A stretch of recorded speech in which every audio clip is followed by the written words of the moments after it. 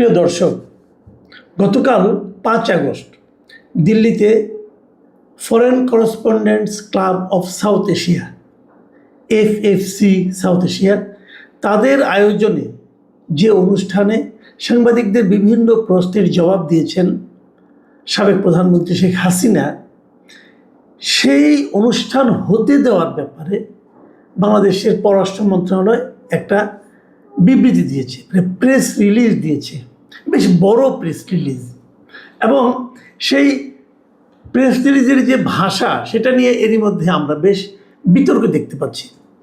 এখানে একটা interesting point হলো যে দিল্লিতে যে শেখ হাসিনার এ ধরনের একটা অনুষ্ঠান হয়েছে, উনি যে কোনো সাংবাদিকের প্রশ্নের জবাবে কিছু কথাবার্তা বলেছেন, সেই জিনিসটা যদি আমাদের দেশের মিডিয়াগুলি এই ফরেন মিনিস্ট্রির প্রেস রিলিজটা না ছাপাতো, তাহলে হয়তো আমরা জানতেই পারতাম না যে ওখানে একটা অনুষ্ঠান হয়েছে।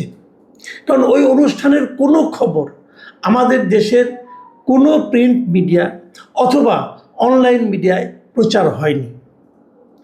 মানে উনি কি বলেছেন সে আলোচনা পরে, সে আলোচনা নিয়ে আমার আগ্রহ নাই, কিন্তু ওটা আমি শুনতেও চাচ্ছি না, জানতেও চাচ্ছি না, বলতেও চাচ্ছি না। কিন্তু আমার কথা হলো যে একটা অনুষ্ঠান যে হয়েছে,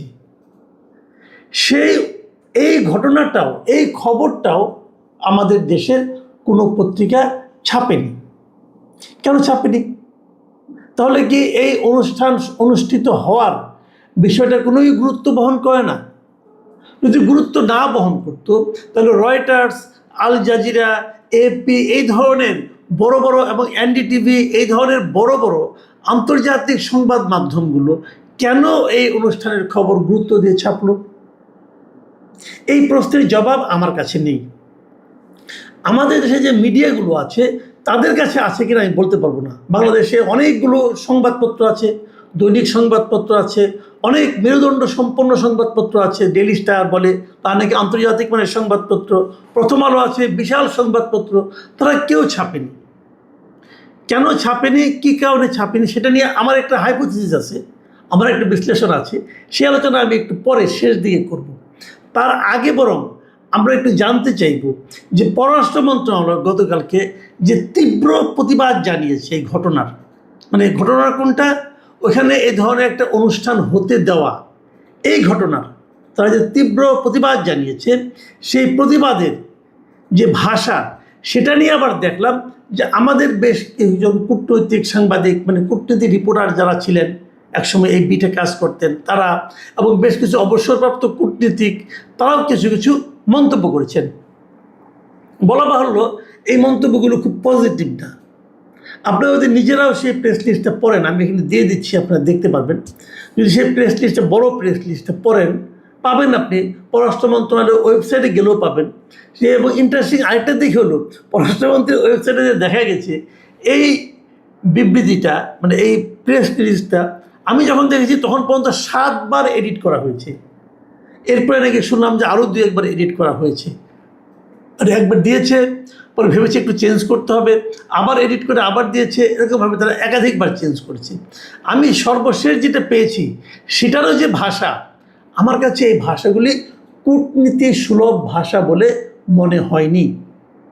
এ ব্যাপারে একসময় আপনাদের খুব পরিচিত একজন মানে সাংবাদিকের কথা বলি, মিস্টার আনিস আলমগীর, উনি ওনার ফেসবুক পেজে এই পোস্ট নিয়ে, মানে এই নিয়ে, সংবাদ বিবৃতি নিয়ে, মানে প্রেস রিলিজ নিয়ে একটা পোস্ট দিয়েছেন, বেশ বড় পোস্ট। আমি পুরোটা পড়বো না, আমি ওখান থেকে কয়েকটা জায়গা আপনাদেরকে একটু বলতে চাই উনি কী লিখেছেন। উনি এক জায়গায় লিখেছেন যে আমরা প্রায় ভুলে যাই যে একটি দেশের পররাষ্ট্র মন্ত্রণালয় যখন আন্তর্জাতিক সম্প্রদায়ের উদ্দেশ্যে বা প্রতিবেশী দেশের সাথে যোগাযোগের জন্য অফিসিয়াল স্টেটমেন্ট দেয়, তখন সেটির ভাষা হওয়া উচিত অত্যন্ত পরিপক্ক, আইনি ভিত্তিপ্রসূত ও প্রাতিষ্ঠানিক। অথচ এই বিজ্ঞপ্তিতে যে ধরনের শব্দ চয়ন করা হয়েছে, বেশ কয়েকটা শব্দের উল্লেখ করেছেন, তা কূটনৈতিক প্রোটোকল বা ডিপ্লোম্যাটিক ল্যাঙ্গুয়েজের মানের সাথে একেবারেই বেমানান। এটি কোনো রাষ্ট্রীয় দলিলের চেয়ে রাজপথের রাজনৈতিক বক্তৃতার মতো বেশি শোনায়। দেখুন, আমি এটা পড়ছি এই কারণে যে আমি কিন্তু ওই বিবৃতিটা দেখেছি এবং ওই বিবৃতি দেখে আমার মনে কিছু প্রশ্ন এসেছে, বাট আমার কাছে মনে হয়েছে যে আনিস আলমগীরের কথাগুলি অত্যন্ত গোছানো। এই গোছানো বলে আমি আপনাদেরকে এগুলো শেয়ার করলাম। এখন তিনি আবার আরেকটা কথা বলেছেন, সেই কথাটা হলো গিয়ে এইটা যে স্বভাবতই প্রশ্ন ওঠে পররাষ্ট্র মন্ত্রণালয়ের কাজ কি কোনো পলিটিক্যাল প্রেস ক্লাবের মতো বিবৃতি দেওয়া, নাকি আন্তর্জাতিক অঙ্গনে ঠান্ডা মাথায় পেশাদারিত্বের সঙ্গে দেশের স্বার্থ রক্ষা করা। দেখুন, এই প্রেস রিলিজে অনেক কথাই আছে, যেমন এই যে সংবাদ সম্মেলন যে হতে দেওয়া হয়েছে ভারতে, এটাই নাকি বাংলাদেশের সার্বভৌমত্বের উপর আঘাত, এই ধরনের কথাও এই প্রেস রিলিজে বলা হয়েছে।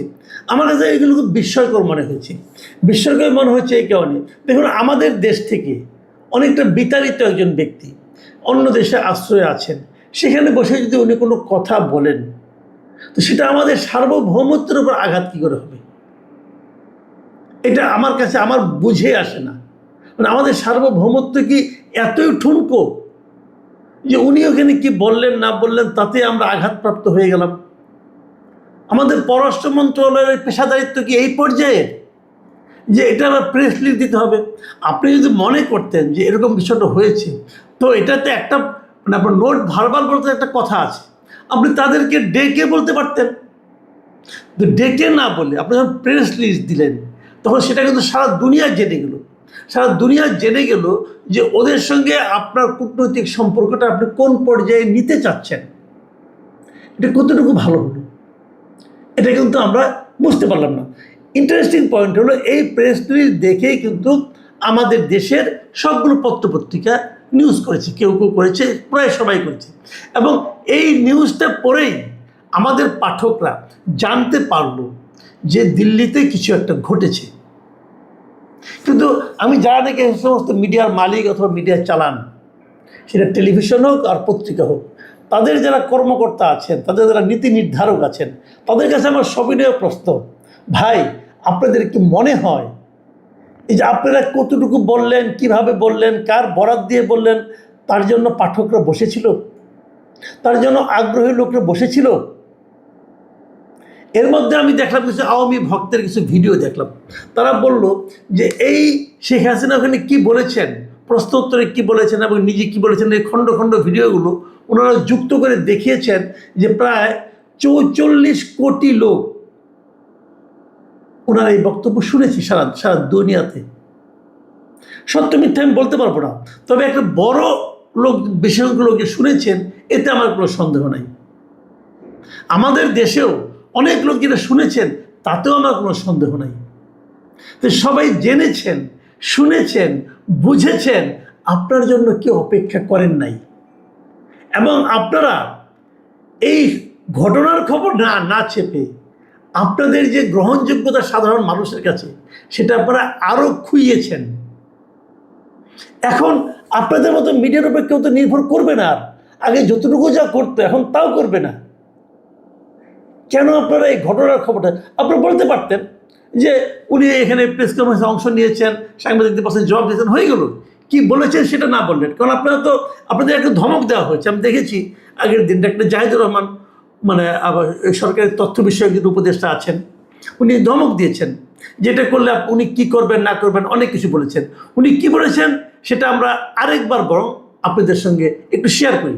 তিনি মঙ্গলবার দিন সচিবালয়ে একটা সাংবাদিকদের বিভিন্ন সংবাদ সম্মেলন উনি বলেছেন যে কথা, আমি হুবহু বলি। উনি বলেছেন যে এই ব্যাপারে সরকার আগের থেকে অনেক নির্দেশনা ছিল সতর্কতামূলক, তারপরেও কেউ কেউ এর আগে খবর প্রচার করেছে। এবার বলছেন যদি কেউ আগাম প্রচার করে যে শেখ হাসিনা বক্তব্য দেবেন এবং সেটি প্রকাশ বা সম্প্রচার করে, তবে সেটি আদালতের আদেশ অমান্য করার শামিল হবে। দুটো পয়েন্ট এখানে। এক নম্বর হলো, যদি কেউ আগাম প্রচার করে যে অমুক দিন ওইখানে শেখ হাসিনা বক্তব্য দেবেন, এটা আদালতের আদেশ অমান্য করার শামিল হবে। আর দ্বিতীয় কথা হলো, যদি সেটা সে প্রকাশ বা সম্প্রচার করে, সেটিও আদালতের আদেশ অমান্য করার শামিল হবে। উনি কিন্তু বলেছেন, তার মানে শেখ হাসিনা বক্তব্য দেবে এই কথাও বলা যাবে না। যদি ওই কথা আগাম বলা না যায়, শেখ হাসিনা বক্তব্য দিয়েছেন এটাও তাহলে প্রচার করা যাবে না। এবং ডক্টর জাহিদের এই ভয়ে আমাদের দেশের সমস্ত বাঘা বাঘা পত্রিকা, বাঘা বাঘা সম্পাদক তাদের কাপড় খারাপ করে ফেলেছেন, মানে ওজু ভেঙে গেছে সবার। কিন্তু প্রকৃত প্রস্তাবটা হলো, ওনারা কি একবার দেখবেন না যে আদালতের আদেশটা কি ছিল? আদালতের আদেশটা কি ছিল? দেখুন, আদালতের আদেশ নিয়ে কিন্তু ওই দিনই আপনারা নিশ্চয়ই খেয়াল করেছেন যে মানে আইসিটির মানে যে আদালত এই আদেশটা দিয়েছে, আইসিটি দিয়েছে, আন্তর্জাতিক অপরাধ ট্রাইব্যুনাল, সে আন্তর্জাতিক অপরাধ ট্রাইব্যুনালের যিনি চিফ প্রসিকিউটর, তিনি কি বলেছেন?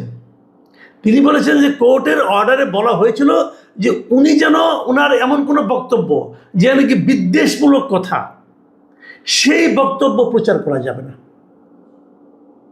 মানে বিদ্বেষ নাই, বিদ্বেষমূলক কথা নয়, তা প্রচার করা যাবে। দেখুন, আমি সেই জায়গাটা আপনাদেরকে আরেকবার পড়ে শোনাই। তিনি বলেছেন কোর্টের অর্ডারে বলা ছিল উনি যেন বিদ্বেষমূলক কোনো কথা না বলেন, সেখানে তাকে কিন্তু বক্তব্য দিতে বারণ করা হয় নাই, শুধু বলা হয়েছে বিদ্বেষমূলক বক্তব্য। যদি উনি স্বাভাবিক কথাবার্তা বলেন, ওটার উপর তো কোনো নিষেধাজ্ঞা নেই। তাহলে জাহেদ সাহেব ওই ডায়লগ কীভাবে দেয়? উনি ওই হুমকি কিভাবে দেয়? উনি ওই ধমক কিভাবে দেয় যে উনি এখানে অনুষ্ঠান করছেন সেটাও প্রচার করা যাবে না? আর আমাদের এই সমস্ত মহাবীর সম্পাদক সাহেবরা কেন ওই ধমকে কাঁপাকাঁপি শুরু করে দিল? আমি বুঝি না। এই জাহেদ সাহেবরা সরকারকে কতটুকু জনপ্রিয় করতে চায় অথবা অজনপ্রিয় করতে চায়। আর আমি এটাও বুঝি না আমাদের সম্পাদকরা কতটা মূর্খতার চর্চা করে নিয়মিত। এই জিনিসটা আমার কাছে আমার বোধে আসে না। আমি একজন সম্পাদককে এর মাঝে ফোন করেছিলাম, জানতে চেয়েছিলাম, ভাই কেন আপনার ভয়টা পেলেন কোথায়? ওনার যে হুমকির কোনোরকম আইনগত ভিত্তি নেই, সেই হুমকিকে আপনি ভয় পেলেন কেন? উনি কি বললেন জানেন? উনি বললেন, যদি এটা আমরা ভয় না পেতাম অথবা যদি এই খবরটা আমরা ছাপতাম, যতটুকু আইনে কভার করে ততটুকুও ছাপতাম, তাহলে হয়তো আইনগতভাবে আমাদের কোনো সমস্যা হতো না। কিন্তু তথ্য মন্ত্রণালয়ের উপদেষ্টা হিসাবে আমাদের ওনাকে মানে কথা রাখা হলো না, এই জন্য আমাদের ক্ষতি হতে পারতো। আমি কী ক্ষতি হতো? ক্ষতি হতো এটা, আমরা আগামীতে ক্রোড়পত্র পেতাম না, সরকারি ক্রোড়পত্র পেতাম না, এটা আমাদের একটা বড় ইনকাম। আমি সরকারি বিজ্ঞাপন পাবো না, এটাও আমাদের একটা বড় ইনকাম। তো ওই ভয়ে আমরা ওনার যা বলেছেন আমরা ওটা ছাপিয়ে আমরা বরং পররাষ্ট্র মন্ত্রণালয়ের বিবৃতির থেকে বুঝিয়ে দেওয়ার চেষ্টা করেছি। আমরা সব সময় বলি যে মুক্ত গণমাধ্যম, এই হলো আমাদের দেশের তারেক রহমানের সরকারের আমলে গণমাধ্যমের অবস্থা, এবং মাননীয় প্রধানমন্ত্রীর তথ্য বিষয়ক উপদেষ্টার বিশ্লেষণ যে কিভাবে গণমাধ্যমকে আরও উন্মুক্ত করা যায়, এবং সেক্ষেত্রে ওনার নির্দেশনা। এই ভদ্রলোক একদিনও সাংবাদিকতা করেননি, একদিনও বিএনপি করেননি, কিন্তু উনি এখন বিএনপি এবং গণমাধ্যম তার মাঝখানে ঝামেলা পাকাচ্ছেন। এটাই হলো ওনার ব্যাপারে আমার মূল্যায়ন। আমরা খুব অদ্ভুত একটা দেশে বাস করি, আমরা খুব অদ্ভুত একটা বাস্তবতার মধ্যে বাস করি। এখানে সত্য কথা বলার লোক নাই মনে হয়, শীত দ্বারা সোজা করে কথা বলার লোক ধীরে ধীরে কমে যাচ্ছে। আইনের কথাটা বলেন, আইন কি বলে সেটা বলেন, জুজুর ভয়ে এত কাঁপাকাঁপি কেন করেন? আর করে আপনার লাভটা কি হচ্ছে? দেশের মানুষ কি সংবাদ পাচ্ছে না? আপনারা কি সময়টাকে ভুলে গেছেন, এই যুগটাকে ভুলে গেছেন, এই আন্তর্জাতিক যে ব্যবস্থা সেটাকে ভুলে যাচ্ছেন? সবাই তো সব খবর পেয়ে যাচ্ছে, বিবিসি পেয়ে যাচ্ছে, বিবিসিতে ভিডিও পেয়ে যাচ্ছে। আমি নিজেই তো বিবিসির 2টো ভিডিও ওদের সংবাদ দেখেছি, আমি দেখলাম তো। তাহলে কেউ কি আর সংবাদ থেকে বঞ্চিত থাকছে? মাঝখান দিয়ে খড়গ চালানো হচ্ছে আমাদের মিডিয়াগুলোর উপর, ক্ষতিগ্রস্ত করা হচ্ছে আমাদের মিডিয়াগুলোকে, এবং মিডিয়ার দর্শক শ্রোতা পাঠক সব কমে যাচ্ছে আস্তে আস্তে। তারপরে একসাথে বলবে মিডিয়াগুলি কেন চলে না? কি ব্যাখ্যা দেবেন দেন আপনারা? প্রিয় দর্শক, আমি এটা নিয়ে আর কথা বলতে আপাতত চাচ্ছি না, পরবর্তীতে নিশ্চয়ই আবারও বলবো। সবাই ভালো থাকবেন, এখন এ পর্যন্তই। আল্লাহ হাফেজ।